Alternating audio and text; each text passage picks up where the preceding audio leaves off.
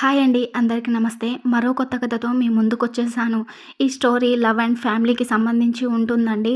మీ అందరికీ బాగా నచ్చుతుందని ఆశిస్తున్నాను. ఇక స్టోరీలోకెళ్ళిపోదాం. నీ ప్రేమకై పార్ట్ 1. హైదరాబాద్‌లోని టాప్ మోస్ట్ ప్యాలెస్‌లో architect designs and constructions award function జరుగుతుంది. పెద్ద పెద్ద కన్‌స్ట్రక్షన్స్ కంపెనీస్ ఉన్న ఆర్కిటెక్ట్స్, ఇంజినీర్స్ ఉన్నారు. ఒక్కొక్కరికి స్టేజ్ పైన పిలుస్తూ అవార్డ్స్ ఇస్తున్నారు. క్లాస్ లుక్‌తో స్టేజ్ పైకి వెళ్లి అవార్డ్స్ అందుకుంటున్నారు. Best architect of the year mister Vijay Vasudev from VJ constructions అని నేమ్ అనౌన్స్ చేయగానే అందరూ నిల్చొని క్లాప్స్ కొడుతూ వెనుక నుండి వస్తున్న విజయ్ వాసుదేవ్‌ని చూస్తూ కొందరు అసూయతో, మరికొందరు భయంతో, ఇంకొందరు ఏ భావం లేకుండా విజయ్‌ని చూస్తూ క్లాప్స్ కొడుతున్నారు. బ్లాక్ కలర్ సూట్‌తో ఒక హ్యాండ్ పాకెట్‌లో పెట్టుకొని స్టైల్‌గా నడుస్తూ అందరి వైపు ఫేక్ స్మైల్ ఇస్తూ స్టేజ్ ఎక్కాడు. అవార్డ్ తీసుకొని ఎదురు టేబుల్ దగ్గర కూర్చున్న నిఖిల్ అనే ఒక వ్యక్తిని చూసి అతని మొహంలో కనిపిస్తున్న అసూయని గమనించి గర్వంగా సైడ్ స్మైల్ ఇచ్చి స్పీచ్ ఇవ్వడానికి మైక్ తీసుకుని హాయ్ అని చెప్పగానే అక్కడే ఉన్న కొంతమంది బిజినెస్ యంగ్ ఉమెన్స్ అతని పైన మనసు పడి అతని వాయిస్‌కే గాల్లో తేలుతూ అరుస్తున్నారు. ఆడపిల్లల అరుపులు విని విజ్జు వైపు కోపంగా చూస్తూ అసూయ, కోపం, కక్షతో అక్కడ ఉండలేక వెళ్ళిపోయాడు అతను. ఏదో చెప్పాలి కాబట్టి చెప్పినట్లు అతని కంపెనీ గురించి, అందులో వర్క్ చేసే వారి గురించి చెప్పి థాంక్స్ చెప్పి కిందికి వెళ్ళిపోయాడు విజయ్. అవసరం అయితే కానీ ఎక్కువ మాట్లాడే మనిషి కాదు. అలా అని అమాయకుడు అనుకోకండి. ముందు ముందు మీకే తెలుస్తుంది అతని క్యారెక్టర్. మరోవైపు పెద్ద స్టేడియం. అక్కడ క్రికెట్ మ్యాచ్ జరుగుతుంది. India versus Pakistan match. మొదటగా పాక్ బ్యాటింగ్ చేశారు. 245 స్కోర్ చేశారు. మన ఇండియా టార్గెట్ 245 స్కోర్ చేస్తే పాకిస్తాన్ పైన ఘన విజయం ఇండియాదే అవుతుంది. మన ఇండియా క్రికెటర్స్ బ్యాటింగ్ స్టార్ట్ చేశారు. ఆల్మోస్ట్ 8 వికెట్స్ అవుట్ అయ్యాయి. 225 స్కోర్. 1 ఓవర్‌లో 20 రన్స్ చేయాలి. ఇండియన్ ఆడియన్స్‌లో ఒక భయం మొదలయ్యింది. అప్పుడు రంగంలోకి దిగాడు జై.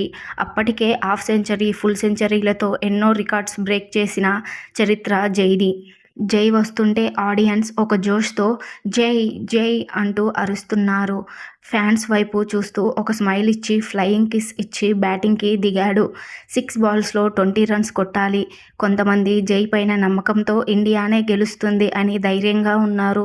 ఇంకొందరు 6 బాల్స్‌లో 20 రన్స్ అంటే కొంచెం కష్టమే, కానీ జై రికార్డులో ఓటమి అనే మాటే లేదు అని చిన్న ధైర్యం. జైకి మాత్రం ఎలాంటి టెన్షన్ లేకుండా గల్లీల్లో క్రికెట్ ఆడినట్టు ఒక్కొక్క బాల్‌ని కొట్టాడు చూడు. దెబ్బకి బాల్ ఎగిరి 6 పాయింట్స్ వచ్చాయి. అలా 4 బాల్స్‌తో 24 రన్స్ కొట్టాడు. ఆడియన్స్ ఒక్కసారిగా ఇండియన్ ఫ్లాగ్ తిప్పుతూ ఎంజాయ్ చేశారు. ఇంకో 2 బాల్స్‌లో ఒకటి 4, ఒక రన్ తీశాడు. పాకిస్తాన్ పైన 10 రన్స్‌తో ఘన విజయం సాధించి ఇండియా క్రికెటర్స్ అందరూ పరిగెడుతూ వచ్చి జైని ఎత్తుకొని వారి ఆనందాన్ని పంచుకున్నారు. గల్లీలోని పిల్లలందరినీ తీసుకువచ్చి అందరికీ చాక్లెట్ జ్యూస్ ఇచ్చి మరీ తన కొడుకు జై క్రికెట్ మ్యాచ్‌ని టీవీలో చూపిస్తుంది Neeraja, mother of Vijay and జై. టీవీలో వస్తున్న మ్యాచ్‌ని చూసి కాదు తన కొడుకుని టీవీలో చూసుకుని సంబరపడిపోతుంది నీరజ. అప్పుడే కారు దిగి ఒక చేతిలో తన వేసుకున్న సూట్, మరో చేతిలో అవార్డ్ పట్టుకొని లోపలికి రాగానే అక్కడ చిన్నపిల్లలతో ఇల్లంతా అల్లరితో చెత్త చెత్తగా ఉంది. ఆ పిల్లల వైపు ఒక సీరియస్ లుక్‌తో చూడగానే పరుగులు తీశారు బయటకి. పిల్లలు పరిగెత్తడం గమనించి నీరజ బయటకి వచ్చి చూసేసరికి డోర్ దగ్గర విజయ్ కోపంగా ఉండటం చూసి విజ్జు ఎందుకు అంత కోపం నాన్నా, వాళ్ళని నేనే తీసుకొచ్చా అని అంటూ విజయ్ దగ్గరికి వెళ్ళి అవార్డ్ చూసి తన చేతిలోకి తీసుకొని ఆనందంతో మురిసిపోయింది నీరజ. మామ్, నీకు ఎన్నిసార్లు చెప్పాను పిల్లలని తీసుకొచ్చి ఇంటిని జూ పార్క్ చేయొద్దని. అసలు మాట వినవే. వాడి మ్యాచ్ ఉంటే చాలు ఇంటిని పీకి పందిరి వేస్తావు అంటూ విసుక్కున్నాడు విజయ్. వాడు ఎవడు హనీ, నీ తమ్ముడేగా. ఇండియన్ క్రికెట్ టీంలో సెలెక్ట్ అవ్వడం అంటే అంత ఈజీ కాదు. వాడి టాలెంట్ని మనం తక్కువ అంచనా వేయకూడదు. ఏదో నా సంతోషం కోసం నేను ఒక్కదాన్నే చూస్తూ ఏం మజా వస్తుంది. నాతో పాటు నలుగురు ఉంటేనే కదా ఎంజాయ్మెంట్ ఉంటుంది అంది నీరజ. నేను అదే చెప్తున్నా మామ్. వాడేమి ఇంక చిన్న పిల్లోడు కాదు. ఇండియన్ క్రికెట్ టీంలో మ్యాచ్ ఆడుతున్నాడు.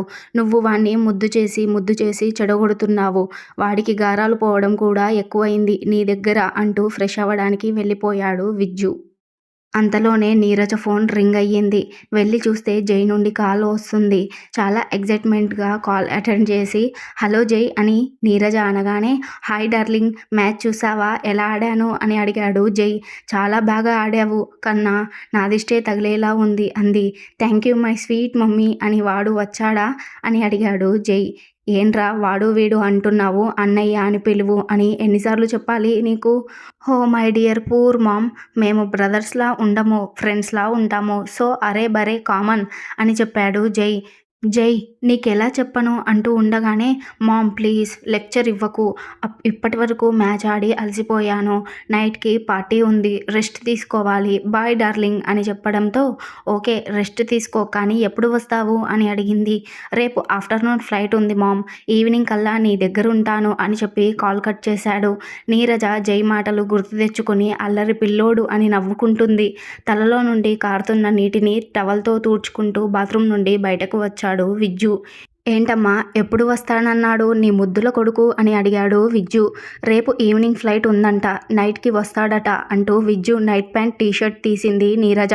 అమ్మా నా పని నేను చేసుకుంటాను అని చెప్పా కదా అని అరిచినట్టే అన్నాడు విజ్జు. ఆ! చెప్పావులే. ఒక డ్రెస్ తీసుకోవడానికి కబోర్డ్ మొత్తం వెతికి డస్ట్‌బిన్‌లా మారుస్తావు. మళ్ళీ నేనేగా అన్నీ నీట్‌గా పెట్టాలి అంది నీరజ. మొహమంతా చిట్లించి చూశాడు విజ్జు. ఓకే. ఓకే. కోపగించుకోకు. మనం ఇద్దరికీ స్పెషల్ డిన్నర్ ప్రిపేర్ చేస్తా అని చెప్పి వెళ్ళింది. ఫంక్షన్ నుండి కోపంగా వెళ్ళిన నిఖిల్ నేరుగా ఇంటికి చేరుకున్నాడు. ఇంట్లోకి వెళ్తున్న అతనికి హాల్‌లో తన తండ్రి కనిపించాడు. అతన్ని ఓసారి చూసి తన రూమ్‌లో ఉన్న పెద్ద ఆల్కహాల్ బాటిల్ తీసుకొచ్చి ఆపకుండా తాగేసి బాటిల్‌ని తీసుకొచ్చి తండ్రి ముందు పగలగొట్టాడు. అదేమీ కొత్త కానట్లు పట్టించుకోకుండా వీల్ చైర్‌ని నెట్టుకుంటూ వెళ్ళిపోయాడు మురళీకృష్ణగారు. ఏమీ పట్టనట్లు మురళిగారు అలా వెళ్ళిపోవడం నిఖిల్‌కి సహించక తండ్రి వెనకే వెళ్ళి వీల్ చైర్‌ని గట్టిగా పట్టుకున్నాడు ముందుకు కదలనివ్వకుండా. అయినా మురళిగారు నిఖిల్ మొహం కూడా చూడలేదు. చైర్‌ని రెండు వైపులా పట్టుకొని కిందకి వంగి మురళిగారి మొహం ఎదురుగా అతని మొహం పెట్టి నేను ఇంత కోపంగా ఉంటే పట్టించుకోకుండా వెళ్ళిపోతావేంటి అని అడిగాడు నిఖిల్. నీ కోపానికి కారణం నేను కాదు. అలాంటప్పుడు ఎందుకు పట్టించుకోవాలి అని సమాధానమిచ్చాడు మురళీకృష్ణ గారు. అవును నువ్వు కాదు నీ ముద్దుల కొడుకు విజయ్. వాడిని నాకు పోటీగా నువ్వే ఈ భూమిపైకి తెచ్చావుగా. అందుకే నువ్వంటే కోపం. ఏదో జరిగి ఉంటుంది అని ఊహించి సైడ్ స్మైల్ ఇచ్చి నా వంశానికి మొదటి వారసుడు వాడు నీకు పోటీ ఎలా అవుతాడు? నా రెండో వారసుడు జై ది గ్రేట్ ఇండియన్ క్రికెటర్. నువ్వు ఎవరికి పుట్టావో తెలియదు. ఇంటి పేరు కూడా లేని అనామకుడివి. నీతో వాళ్ళకి పోటీ ఏంటి? నా నుండి రూపాయి ఆశించకుండా కష్టపడి ఈరోజు అవార్డు తీసుకునే స్టేజ్‌కి వచ్చాడు. కానీ నువ్వు నా ఆస్తి కోసం నన్ను కన్నతండ్రిలా వాడుకుంటూ నా ఆస్తిని నీ సొంతం చేసుకోవాలని చూస్తున్నావు విరక్తిగా అంటాడు. కన్న తండ్రిలా ఏంటి? కన్న తండ్రివే ఈ ప్రపంచానికి. అలాగే తెలుసు. ఈ రహస్యాన్ని మనం ఇద్దరి మధ్య ఉండనివ్వు. మూడో వ్యక్తికి తెలిసిన రోజు నీ ఇద్దరు కొడుకులు నీ రెండో భార్య నువ్వు ఈ భూమిపైన ఉండరు. మైండ్ ఇట్ అని చైర్‌ని విసిరినట్టే నెట్టి లోపలికి వెళ్ళిపోతాడు నిఖిల్. నిఖిల్ మాట్లాడిన మాటలకి కంగారు పడిపోయి గబగబా వీల్ చైర్‌ని నెట్టుకుంటూ బెడ్రూమ్‌లోకి వెళ్ళి అతని బట్టల మధ్య దాచిపెట్టుకున్న ఫోటోని తీసుకొని దానిపైన వేళ్లతో తడుముతూ కన్నీళ్లు కారుస్తూ ఉన్నాడు.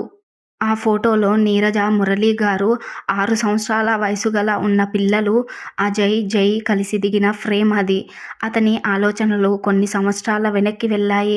మురళీకృష్ణ గారి మొదటి భార్య సులోచన ఆస్తిపై మక్కువతో మురళి గారిని పెళ్లి చేసుకుంది. ఏ రోజు భర్త అనే ప్రేమ గానీ, భక్తి గానీ ఉండేది కాదు సులోచనకి. ఎప్పుడూ కిట్టి పార్టీలని ఫ్రెండ్స్‌తో షికార్లు కొడుతూ ఉండేది. డబ్బుంది అనే తలపొగరు కూడా చాలానే ఉండేది. మురళీకృష్ణ గారు కూడా సున్నిత మనస్తత్వం గలవారు.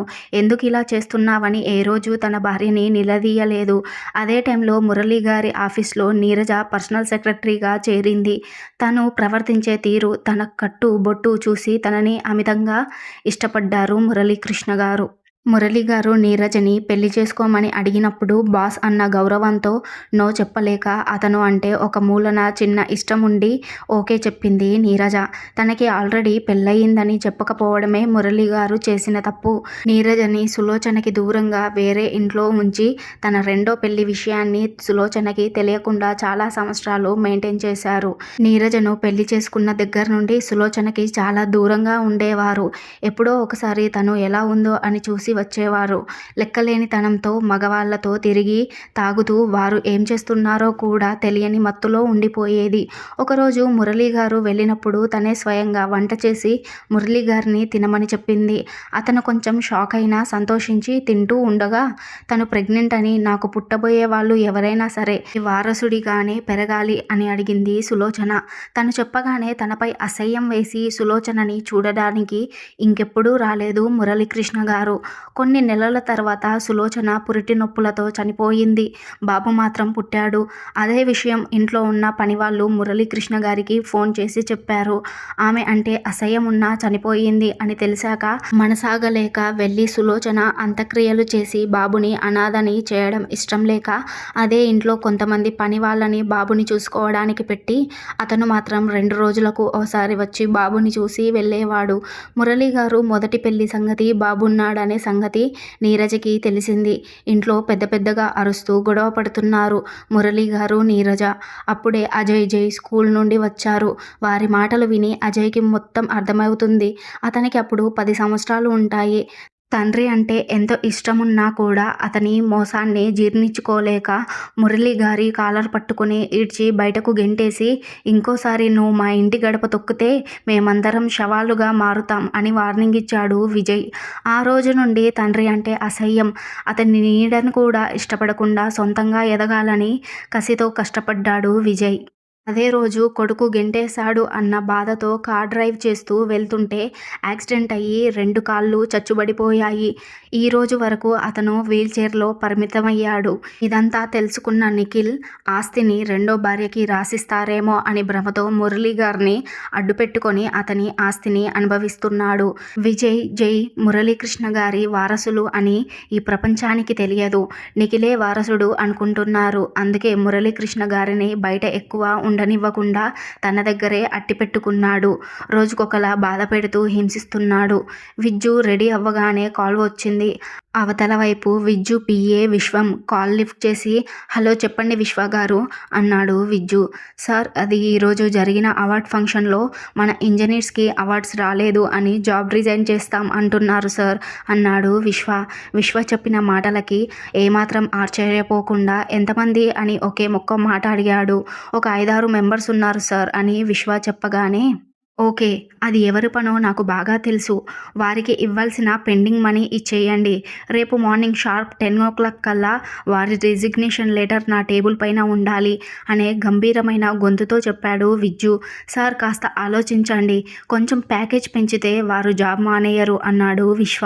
నో విశ్వ గారు, ఎవడో గొట్టంగాడు ఈరోజు అవార్డ్స్ మ్యాటర్లో, శాలరీ మ్యాటర్లో రెచ్చగొడితే రెచ్చిపోయి జాబ్ మానేస్తాం అన్నారు. రేపు ఇంకో గొట్టంగాడు కంపెనీ సీక్రెట్స్ అడిగితే చెప్పేస్తారు. అలా అమ్ముడుపోయే స్టాఫ్ నాకు అవసరం లేదు విశ్వగారు అని ఫుల్ క్లారిటీగా చెప్పాడు విజ్జు. ఓకే సార్, మీ ఇష్టం అన్నాడు విశ్వ. వన్ మోర్ థింగ్, రేపే ప్రకటన ఇవ్వండి జాబ్ వేకెన్సీ ఉందని. జాబ్ లేక ఇంజనీరింగ్ చేసి రోడ్లపై తిరిగేవారు వేలల్లో ఉన్నారు. నాకు 10 మెంబర్స్ చాలు, టాలెంటెడ్ పర్సన్స్ అని చెప్పి కాల్ కట్ చేశాడు విజ్జు. నెక్స్ట్ డే మార్నింగ్ 10 అలా అవుతుంది. న్యూస్ పేపర్లో ప్రకటన చూసి 100 మంది వచ్చారు ఇంటర్వ్యూకి. ఎందుకంటే సౌత్ ఇండియాలోనే టాప్ మోస్ట్ 5 కన్స్ట్రక్షన్స్ కంపెనీస్లో విజే కన్స్ట్రక్షన్స్ ఒకటి. విజ్జు అప్పుడే కార్ దిగి హీరోలా స్టైల్గా నడుచుకుంటూ వస్తున్నాడు. Black shirt, formal black pant, black షూతో హ్యాండ్ ప్యాకెట్లో పెట్టుకొని స్టైల్గా నడుస్తూ వస్తున్నాడు. ఇంటర్వ్యూకి వచ్చిన వారు అందరూ చైర్లో కూర్చొని ఉన్నారు. విజ్జు రావడం చూసి అందరూ నిల్చొని విష్ చేస్తున్నారు. ఒక అమ్మాయి మాత్రం విజ్జు అడుగు వేసే కాలు కింద తన చెయ్యి అడ్డుపెట్టింది. అది గమనించి విజ్జు వెంటనే వేసే అడుగుని ఆపి 2 అడుగులు పక్కకి జరిగి కళ్ళకు ఉన్న గ్లాసెస్ తీసి ఆమెని షార్ప్గా చూస్తూ, హే, కాళ్ళపైన పడతావేంటి? Don't play cheap tricks. నీలో స్కిల్స్ ఉంటేనే జాబ్ ఇస్తాము. ఇలా కాళ్ళపైన పడితే జాలిపడి జాబ్ ఏమీ ఇవ్వము అని చిరాకుగా చెప్పాడు విజ్జు. కూర్చున్న చోటు నుండే తల పైకెత్తి చూసింది. ఆమె కళ్ళు అతనికి ఒక్క క్షణం చూపు తిప్పనివ్వలేదు. ఆమె అందమైన కళ్ళకి నల్లటి కాటుక, 2 కనుబొమ్మల మధ్యలో చిన్న స్టిక్కర్ కుంకుమ ఉంది. వాటి వల్ల ఇంకాస్త అందంగా కనిపించాయి ఆ అమ్మాయి కళ్ళు.